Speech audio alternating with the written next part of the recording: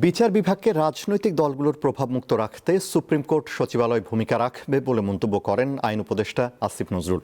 আর আগামীতে যে নির্বাচিত সরকার আসবে তাদের কাছে আইনের শাসন বজায় থাকবে বলে প্রত্যাশা করেছেন প্রধান বিচারপতি ডক্টর সৈয়দ রেফাত আহমেদ। বৃহস্পতিবার বিকালে সুপ্রিম কোর্ট সচিবালয় উদ্বোধনকালে এসব কথা জানান তারা।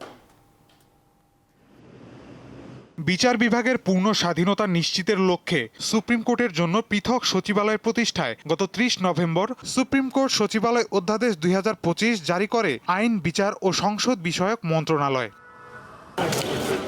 এই অধ্যাদেশ অনুযায়ী সুপ্রিম কোর্টের প্রশাসনিক ভবন ৪-এ সচিবালয়টি উদ্বোধন করেন প্রধান বিচারপতি সৈয়দ রেফাত আহমেদ। এ সময় উপস্থিত ছিলেন আইন, বিচার ও সংসদ বিষয়ক উপদেষ্টা আসিফ নজরুল। এ সময় আইনের শাসন ও গণতন্ত্র বজায় রাখতে আগামীতে নির্বাচিত সরকারের প্রতি আহ্বান জানান প্রধান বিচারপতি।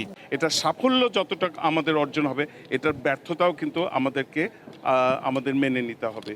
তো সেই দিক থেকে আমি সবার কাছে আমার আহ্বান রইল, আগামীতে যে নির্বাচিত সরকার আসবেন তাদের তো বটেই, এবং আমাদের যত স্টেক হোল্ডার আছে তাদের সবাইকে এই যে ধারাবাহিকতা, এই সচিবালয়ের ধারাবাহিকতা, আইনের শাসন বজায় রাখা, গণতন্ত্রকে বজায় রাখা, এই ধারাবাহিকতা যেন অটল থাকে।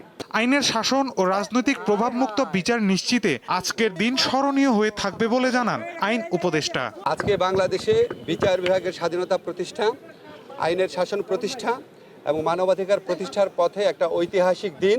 আগামীতে আমরা বিশ্বাস করি এই সচিবালয় বাংলাদেশে আইনের শাসন প্রতিষ্ঠার পথে একটা বিরাট ভূমিকা রাখবে। সুপ্রিম কোর্ট সচিবালয় অধ্যাদেশের মাধ্যমে নির্বাহী বিভাগ থেকে বিচার বিভাগ পুরোপুরি পৃথক হলো। মাহিদুর রহমান, দীপ্ত সংবাদ, ঢাকা।